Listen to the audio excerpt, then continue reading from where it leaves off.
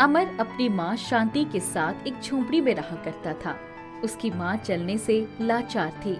शांति घर चलाने के लिए एक चाय की छोटी सी दुकान लगाया करती थी, जिसमें वो ग्राहकों को चाय बेचकर थोड़ा बहुत पैसा कमाया करती थी। अमर जल्दी से उठो, चाय की दुकान लगानी है, सामान पहुंचा दे जगह पर। माँ, आज तो बारिश हो रही है, आज रहने दो। आज कोई भी चाय पीने नहीं आने वाला। उम्मीद पर दुनिया कायम है बेटा, हमें तो अपना काम करना है ना। आना और न आना उनकी मर्जी है। अगर हम चाय की दुकान नहीं लगाएंगे तो हमारा घर का खर्चा कैसे चलेगा भला। माँ, नींद बहुत आ रही है, रात को बहुत थक गया था। ठीक है, तो दुकान पर ही सो जाइयो, बस मेरा सामान पहुंचा दो। अमर इसी तरह से अपनी माँ शांति की मदद किया करता था। अमर चाय का सामान जगह पर पहुंचाकर अपनी माँ को वहाँ पर बिठा दिया करता था। एक बार शांति ने जब सामान चेक किया तो उसमें चीनी खत्म हो गई थी। उसने पास की दुकान से चीनी लाने के लिए अमर को भेजा। अमर, चीनी खत्म हो गई है, चाय बनाने के लिए चीनी की जरूरत पड़ेगी। एक काम कर, तू पास की दुकान से चीनी ले आ। ठीक है माँ, लाओ पैसे दे दो। पैसे तो थोड़े से ही है, एक काम कर, थोड़ी सी ही चीनी लेकर जल्द से वापस आ जाइयो। अमर चीनी लाने के लिए वहाँ से चल पड़ता है, पर जहाँ से वो चीनी लेता है वो दुकान बारिश की वजह से बंद थी। वहाँ पास में खड़ा एक आदमी उसको बताता है कि थोड़ी सी दूर चल के एक दूसरी दुकान है, वहाँ से वो चीनी खरीद ले। अमर उसकी बात मानकर चल देता है। ये दुकान तो बंद है, पास की दुकान से ही चीनी ले आता हूँ। अगर चीनी लेकर दुकान पर वापस नहीं गया तो आज चाय नहीं बिकेगी और घर का खर्चा भी नहीं चलेगा और माँ की डांट पड़ेगी वो अलग। अमर थोड़ी सी दूर चलता है पर उसे दुकान नहीं मिलती और वो अपने मार्ग से भटक जाता है। फिर उसे एक जगह चलते चलते एक बुढ़िया मिलती है। अरे लड़के, इतनी बारिश में कहाँ जा रहे हो? माँ जी, चीनी लेने जा रहा हूँ। लगता है यहाँ पर नए आए हो, पहले तो कभी तुम्हें देखा नहीं और जिधर की तरफ तुम जा रहे हो वहाँ तो नीरा जंगल है, वहाँ तुम्हें चीनी भला कहाँ मिलेगा? माँ जी, मैं रास्ता भटक गया हूँ। मेरी माँ ने मुझे चीनी लाने भेजा था, पर वहाँ दुकान बंद थी तो मैं दूसरी दुकान से चीनी लेने आ गया। आगे बढ़ा और वापस से रास्ता भटक गया। अगर मैं समय पर दुकान पर नहीं पहुँचा तो माँ बहुत परेशान होगी। मुझे तो यहाँ का रास्ता भी नहीं पता। तू चिंता मत कर, मैं तुझे घर पहुँचा दूंगी। बुढ़िया अपनी लकड़ियों का गड्ढा उठाने की कोशिश करती है, तभी अमर को उस पर दया आ जाती है। माँ, मैं आपकी सहायता कर देता हूँ, चलिए। बेटा, ये तो मेरा रोज का काम है, अकेली जान हूँ, लकड़ियाँ बिन कर लेकर जाती हूँ और खाना बनाती हूँ। कोई बात नहीं माँ जी, आज मैं आपकी सहायता कर देता हूँ। चलिए, आप मुझे अपना घर बता दीजिए, मैं ये लकड़ियाँ आपके घर पहुँचा देता हूँ। बुढ़िया अमर को अपने साथ अपने घर ले जाती है। वहाँ पर उसने मालपुए बना रखे होते हैं, जिसकी बहुत अच्छी खुशबू आ रही होती है। अमर को बहुत भूख भी लगी होती है। माँ जी, आपकी यहाँ पर तो बहुत अच्छी खुशबू आ रही है। हाँ बेटा, आज ही मैंने मालपुए बनाए हैं। मुझे लगता है तुम्हें बहुत तेज भूख लगी है, तुम बहुत देर के घर से निकले हुए हो। लो, मालपुए खा लो। अमर मालपुए जैसे ही खाता है उसकी भूख एकदम शांत हो जाती है और वो थकान भी भूल जाता है। मालपुए खाते खाते वो अपनी आर्थिक स्थिति भी उसको बता देता है। जब वो ठीक महसूस करता है तब वो चलने के लिए उस औरत से कहता है। माँ जी, मालपुए बहुत अच्छे थे, अब मुझे घर के लिए रवाना होना चाहिए। चलो, मैं तुम्हारी मंजिल तक पहुंचा देती हूँ। ये लो, एक मालपुआ बचा है, तुम इस मालपुए को अपनी माँ को खिला देना और जो बचे उसे एक डिब्बे में रख देना। ठीक है माँ जी। अमर उसके साथ घर की ओर चल पड़ता है। बुढ़िया उसे बीच रास्ते में रास्ता समझा देती है और आगे अकेले जाने के लिए कहती है। जब अमर पीछे मुड़कर देखता है तो वो कहीं नजर नहीं आती। ऐसा लगता है जैसे गायब हो गई है। वो इस बात को नजरअंदाज करके दुकान पर पहुंचता है और सारी बात बताकर अपनी माँ को मालपुआ खाने देता है। लेने भेजा था चीनी और ले आया मालपुआ। कोई नहीं, ला, मालपुआ खाए हुए तो अरसा बीत गया। भगवान उसका भला करे जिसने तुझे मालपुए खिलाए और तुझे सही रास्ते पर भेज दिया। शांति जैसे ही मालपुआ खाती है तो उसके पैरों में जान आ जाती है और वो खड़ी हो जाती है। ऐसा लगता है जैसे कि कभी वो अपाहिज हुई ही नहीं थी। ये देखकर अमर को बहुत अच्छा लगता है और शांति आश्चर्यचकित हो जाती है। अरे ये क्या, मैं आज अपने पैरों पर खड़ी हूँ। खड़ी ही नहीं बल्कि अपने पैरों से नाच भी सकती हूँ। ये मेरी जिंदगी का अनमोल तोहफा है। पर ये सब हुआ कैसे? माँ, जब मैंने मालपुए खाए तो तब मेरे साथ भी ऐसा ही हुआ था। मेरा शरीर मालपुए खाने से पहले बहुत थका हुआ था और जब मैंने मालपुए खाए तो ऐसा लगा जैसे कि मैं बिल्कुल भी नहीं चला हूँ और मेरी थकावट भी दूर हो गई। मुझे लगता है ये मालपुआ जादुई है। लाओ माँ, जो मालपुआ बचा है उसे मैं डिब्बे के अंदर रख देता हूँ। बूढ़ी माँ ने यही कहा था। ये लो, अब नहीं खाया जा रहा, इसको तो डिब्बे में ही रख दे। मालपुआ खाकर शांति जवान खूबसूरत युवती हो जाती है और उसकी बीमारी भी ठीक हो जाती है। सुबह उठकर जब दोबारा शांति मालपुआ खाने के लिए डिब्बा खोलती है तो उसकी आंखें फटी की फटी रह जाती है। ये क्या अमर, देखो इस डिब्बे में क्या हो गया। क्या हुआ माँ, मालपुआ खराब हो गया क्या? नहीं, मालपुए ने तो हमारी जिंदगी ही संवार दी।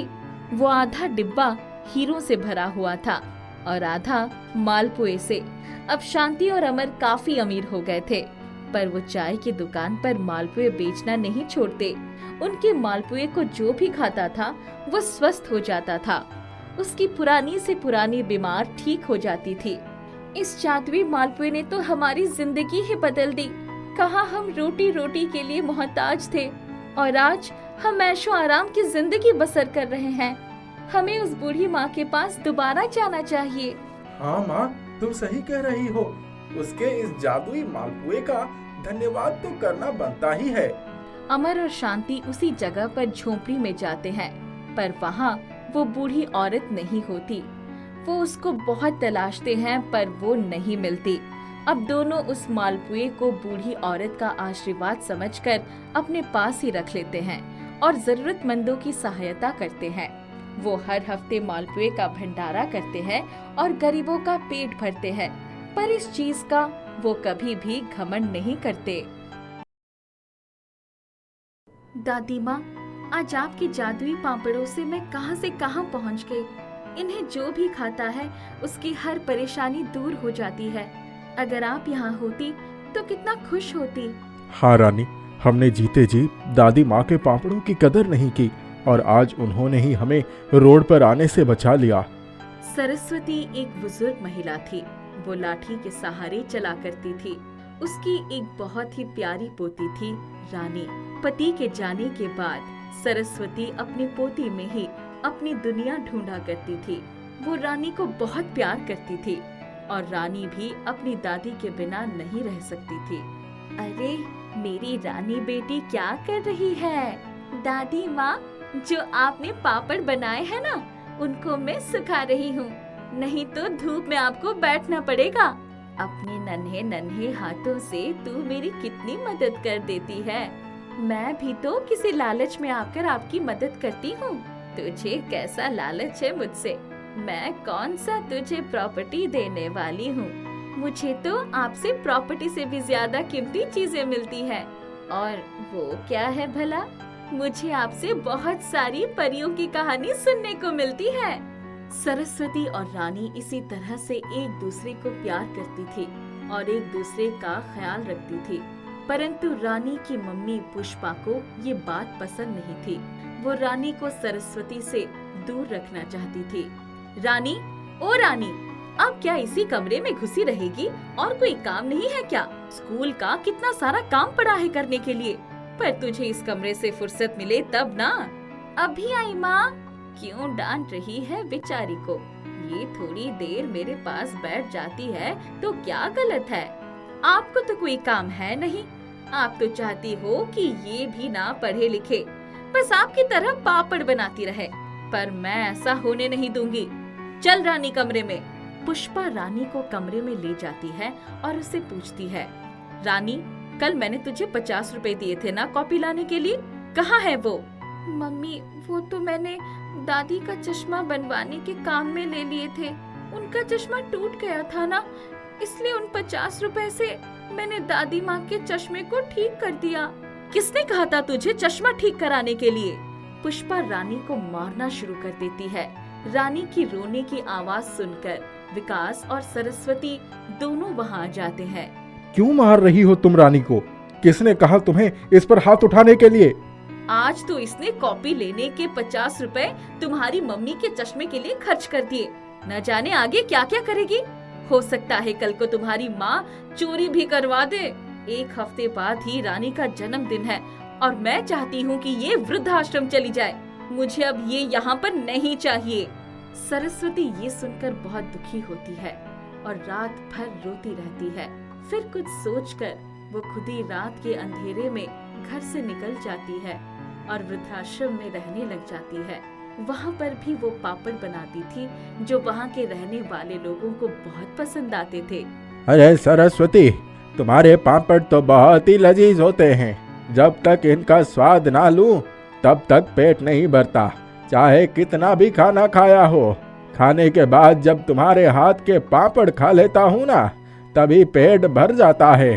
अच्छा तो और खा लो, अगर खत्म हो जाएंगे तो और बना दूंगी।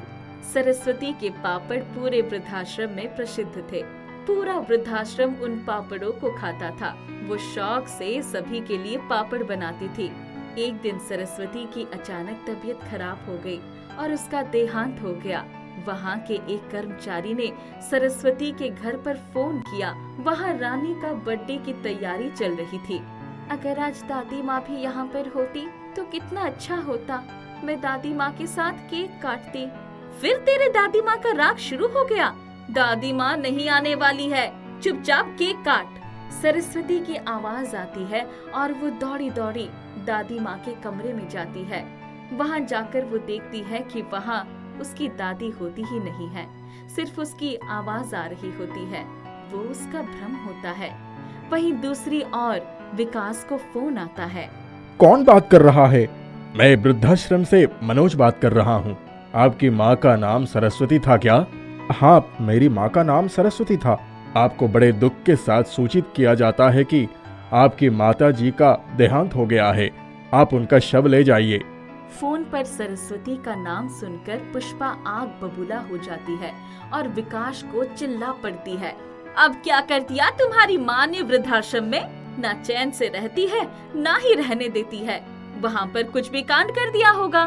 बस करो पुष्पा, अब तो अपने कटु वचनों पर लगाम लगाओ। तुम मुझसे इस तरह से बात कैसे कर रहे हो? बड़ी मिर्ची लग रही है। जो मैंने तुम्हारी माँ के बारे में कुछ कहा तो? पुष्पा, मेरी माँ का देहांत हो चुका है। अब तो उसकी आत्मा को दुखी मत करो। जीते जी तो मैं अपनी माँ के लिए कुछ नहीं कर पाया। अब कम से कम शांति से मेरी माँ का दाह संस्कार तो होने दो। पुष्पा वही स्तंभ से खड़ी हो जाती है। विकास अपनी माँ के पार्थिव शरीर को लेने के लिए वृद्धाश्रम जाता है और वहाँ से लाकर उनका दाह संस्कार करता है। कुछ समय बाद घर की परिस्थिति बिल्कुल बिगड़ जाती है और रोटी के भी लाल पड़ जाते हैं। एक दिन रानी उस वृद्धाश्रम के पास से निकल रही होती है तो उसका मन होता है कि वो दादी माँ के कमरे में जाकर देखे। अरे, तुम सरस्वती की पोती हो ना? हाँ बाबा जी, वो मेरे दादी थे। मैं तुम्हारा ही इंतजार कर रहा था। सरस्वती ने तुम्हारे लिए एक लिफाफा रखा था और कहा था कि जब मेरी पोती आए तो उसको दे देना। रानी जैसे ही लिफाफा खोलती है तो उसमें पापड़ रखे होते हैं और एक चिट्ठी लिखी होती है कि ये जादुई पापड़ है, ये कभी भी खत्म नहीं होंगे और जो भी इनको खाएगा उसकी सभी पेट की बीमारियां खत्म हो जाएगी। मैं जानती हूँ कि एक दिन तुम यहाँ पर जरूर आओगी और तुम्हें इसकी जरूरत होगी। रानी भागी भागी विकास के पास जाती है और सारी बातें बताती है। मेरी माँ ने मरने के बाद भी भला ही सोचा। और हमने उनके साथ इतना गलत किया। मुझे बहुत पछतावा है। अब हम इन पापड़ों की मदद से फिर से एक नया व्यापार शुरू करेंगे पापा, और सब ठीक हो जाएगा। चलो जादुई पापड़ को बेच आते हैं। विकास और रानी उन जादुई पापड़ों की मदद से एक नया व्यापार शुरू करते हैं, जिससे उनको मुनाफा ही मुनाफा होता है। 16 साल का रमेश अपने माता पिता का इकलौता सहारा था। उसके माता पिता बहुत ही गरीब थे। घर पर 2 वक्त का खाना भी बहुत मुश्किल से मिलता था। रमेश के पिता मजदूरी का काम करते थे, जिसमें बहुत थोड़े पैसे मिलते थे, जिससे घर का खर्चा चलाना बहुत मुश्किल होता। एक दिन मजदूरी का काम करते समय रमेश के पिता को दिल का दौरा पड़ा और उनका देहांत हो गया। घर पर तो जैसे मुसीबतों का पहाड़ टूट पड़ा। हे भगवान, तू इतना निर्दयी कैसे हो सकता है? मेरे बच्चे के सर से उसके पिता का साया छीनकर तुझे क्या मिला? अब मेरा और मेरे बच्चे का क्या होगा? माँ, तू रो मत, मैं हूँ ना, मैं रखूंगा तेरा ख्याल। घर की जिम्मेदारी अब रमेश पर आ गई थी। रमेश काम की तलाश में मारा मारा फिरने लगता है। साहब, कुछ काम मिलेगा क्या? मुझे काम की बहुत जरूरत है। नहीं भाई, कोई काम नहीं है। भैया, कुछ काम मिलेगा क्या? मैं बहुत तकलीफ में हूँ, मुझे काम की बहुत जरूरत है। कोई काम नहीं है भाई। रमेश पूरा दिन यहाँ वहाँ मारा मारा फिरता है। वो एक ढाबे पर पहुँचता है। साहब, कुछ काम मिलेगा? मेरे घर में खाने को कुछ भी नहीं है, बहुत तकलीफ में हूँ साहब, कोई काम दे दो। काम तो है, मगर क्या तू कर लेगा? मैं सारा काम कर लूंगा साहब। ठीक है, तो कल से आ जाना। मुझे ढाबे पर साफ सफाई और बर्तन मांजने के लिए एक लड़का चाहिए, तो तू कल से आ जाइयो। जी शुक्रिया साहब, मैं कल सुबह जल्दी आ जाऊंगा। रमेश खुशी खुशी घर जाता है। माँ, मुझे काम मिल गया है। अरे वाह मेरे लाल, तो दिल लगाकर काम करना। अगले दिन रमेश ढाबे पर काम करना शुरू कर देता है। ढाबे का मालिक सुंदर बहुत ही गुस्से वाला था। वो छोटी छोटी बात पर रमेश को डांटता रहता था। अरे नालायक, ये कैसी सफाई हुई है? गंदगी तो वही की वही है, और कहता है सफाई हो गई। चल दोबारा से झाड़ू लगा। जी साहब, अभी लगा देता हूँ। रमेश दिल लगाकर काम करता, लेकिन सुंदर उसे कोई ना कोई बहाना ढूंढकर डांटता रहता। एक दिन रमेश से बर्तन साफ करते समय एक कांच का गिलास टूट गया। नालायक, ये क्या किया तूने? तेरे बाप का माल है क्या जो तोड़ फोड़ कर रहा है? देख कर काम नहीं कर सकता, इतना काम नहीं करता जितना नुकसान कर देता है। तेरे बस का नहीं है कोई काम करना। साहब, गलती हो गई साहब, माफ कर दो। ना बाबा ना, मैं अपना और नुकसान नहीं करवा सकता। ये ले अपना आज तक का हिसाब पकड़ और चल निकल यहाँ से। सुंदर रमेश को उसके कुछ दिन किए काम के पैसे देके ढाबे से निकाल देता है। रमेश दुखी मन से घर की ओर चल पड़ता है। माँ मेरे काम मिलने की खबर पर कितना खुश थी। अब उनसे घर जाकर क्या बताऊं कि मुझे काम से निकाल दिया गया। रास्ते में रमेश को एक रेहड़ी पर एक व्यक्ति पराठे बेचता दिखाई देता है। उसके पराठे की खुशबू दूर दूर तक आ रही थी। उसके पास बहुत भीड़ लगी थी। इसके पराठे बहुत स्वादिष्ट लगते हैं और भीड़ भी बहुत है इसके पास। ये तो पराठे बेचकर अच्छा पैसा कमा लेता है। क्यों ना इस पैसों से मैं अपना भी ऐसा ही कोई काम खोलूं। घर पहुंचकर रमेश अपनी माँ से पराठे बनाने की विधि पूछता है। अरे आज तुझे क्या हुआ? ढाबे पर पराठे बनाने का काम भी मिल गया क्या? रमेश अपनी माँ को सारी बात बताता है। बेटा, तू अपना ही कुछ काम करना चाहता है तो बहुत अच्छी बात है। मैं भी तेरे साथ हूँ। मेरे पास कुछ पैसे हैं, तो उन्हें भी अपने काम में इस्तेमाल कर ले। मैं तेरे साथ हूँ। मैं पराठे बनाने में तेरी मदद करूँगी। रमेश अगले दिन से ही अपने पराठे की ठेली लगाने की तैयारी में जुट जाता है। रमेश की माँ भी उसका सहयोग करती है और जल्द ही वे लोग शहर के बाजार में ठेली लगाकर पराठे बेचने का काम शुरू कर देते हैं। रमेश की माँ पराठे बनाती और रमेश उन्हें ग्राहकों को परोस देता। धीरे धीरे उनका काम चलने लगा। अब तो उनके पास ग्राहकों की भीड़ लगी रहती। रमेश के पराठे पूरे नगर में प्रसिद्ध हो गए थे। रमेश की आमदनी अच्छी होने लगी। धीरे धीरे पैसे जोड़कर रमेश ने एक दुकान खरीद ली जिसका नाम था रमेश पराठे वाला। रमेश ने दुकान पर काम करने के लिए नौकर रख लिए। उसके दुकान पर हर प्रकार के पराठे मिलते, आलू पराठा, गोभी पराठा, पनीर पराठा, प्याज पराठा आदि। दूर दूर से लोग उसकी दुकान पर पराठे खाने आते। बेटा, तूने आज मेरा सर गर्व से ऊंचा कर दिया है। अपनी मेहनत और लगन से तूने बहुत तरक्की की है और मैं भगवान से प्रार्थना करूंगी कि तुझे यूं ही तरक्की दे और तू जिंदगी में बहुत आगे जाए। माँ, ये सब मैं इसीलिए कर पाया क्योंकि तुम मेरे साथ थी। इस दुकान बनने में केवल मेरी ही नहीं, तुम्हारी मेहनत भी है माँ। रमेश और उसकी माँ की मेहनत से उसकी दुकान हमेशा ग्राहकों से भरी रहती।